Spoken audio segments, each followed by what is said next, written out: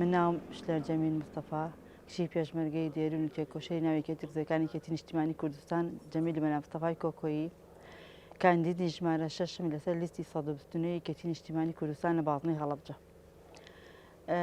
من سەرەتای دەست بەکاربوونی ئیشم وەکو فەرمانبەرێک دەست بەکار بووم لە ساڵی 1970ەوە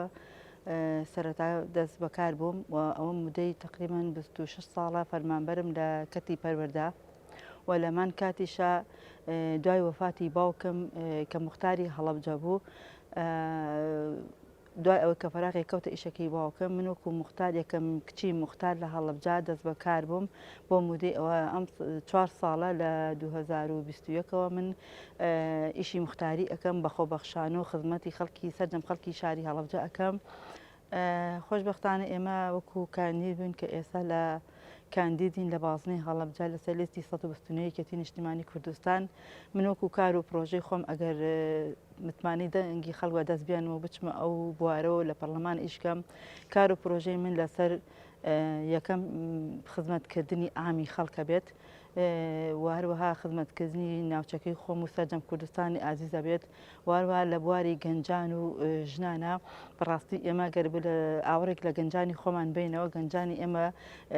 هەستەکەم زۆر پەراوێز خراون و لەبەرەوەی لە زۆر خزمەتگوزاری و لە هەر زۆر لە بوارە بێبەش کراون هەرچەندە تا ڕادەیەک بواریان بۆ ڕخساوە لە چەند کارێکە بەڵام ئەوە لە تمۆحی گەنجانی ئێمە نییە چەند مەرزێکمان هەیە لێرە مەردی تەوێڵەمانەیە و مەردی سازانی ئیشەڵا لە بیخێنە بواری کردنەوە چەند هەوڵشی بۆ درا و ئیشەڵا ئەو مەردش ئەکرێتەوە ئەم دوو مەرزە و لەگەڵ ئەوەیە کە ئێمە لە بوارەکە پردی تەنی سەر محەممەد لەگەڵ تووە قوتا ئەمانە هەر هەوڵی ئەوە بین ئەم پردانە بکرێتەوە ئەم جەبەجێت بکرن تەواو بکرێن ئێستا لە دەستپێکردنان ئەمانە بکرێت و هەلێکی کاری باش بۆ گەنجان و خەڵکی ئەم دەڤەرەی ئێمە ئەڕەخسێت گەنجانی ئێمە ئەتوانین لەو بوارەدا ئیش بکرێن جمەجۆڵێکی بازرگانی و هەلی کار لەم بوارەدا بڕخسێ. ئێمە ژنانی ئێمە لەم دەڤەرەیە کە چەندێکە چەندها ساڵە ئێمە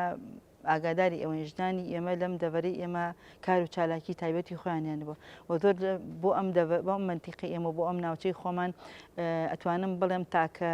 شارێکین کە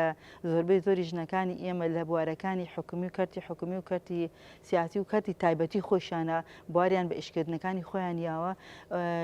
لێمە لە هەڵەبجە ژنانی ئێمە لە زۆر سەکتەرە وەزیفیەکانە ئیشیان کردووە سەرۆکی ئەمە قایمقامێتمان هەیە ئێمە پێشتر سەرۆکی شارەوانیمان ژن بوو ئێستەیش سەرۆکی شارەوانیەکانی ئێمە ژنە و بەڕێوەبەری گەشت و گوزارمان هەیە و بەڕێوەبەری مافی مرۆڤمان هەیە و چەندها کاری تر ئەو سەکتەری کە ئێمە ژنانی ئێستا منوەکو خۆم کە تاکە شتێکە مابوو دەستی بۆ نەبین لە هەڵەبجەیە ئیشی موختاری بوو خۆشبەختانە ئێمە هاتینە ئەو بوارەش ئیشمان کرد منوەکو خۆمەگە بچمە متمانەی خەڵک بەدەست بێنم بچمە پەرلەمان ئیش لە پێناوی ژنان ئاکەم ئیش بۆ چەند یاسا و ڕێنمایەک دەرکەین بۆ ئیکە ژنانی ئێمە هەلی کاری زیاتریان بۆ بەڕخسی هەر ژنانی ئێمە بێنە بوارەکانی ئیشکردنەوە سواز بخوا لە دەبەرەکەی ئێمە زۆربەی ژن ئێستا لە هەلی کار و خزمەتگوزاری خۆیانان ئیشیان بۆ ڕخساوە بەڵام ئێمە ژنانی ئێمە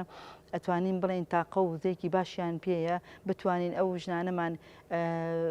بیانهێنینە سەر کاری خۆیان ئیشیان بۆ بکرێ و لەگەڵ ئەوەیشە ئەو یاسا و ڕێنمانی کە توندی توژی بەرامبەر بە ژنان ئەکرێنەی هێڵین هەرچەند سپاس بخوا لە منتیقەی ئێمە ئەو ئەتوانم بڵێم تاکە شارێکین کە لە کوردستان و هەرێمی عێراقا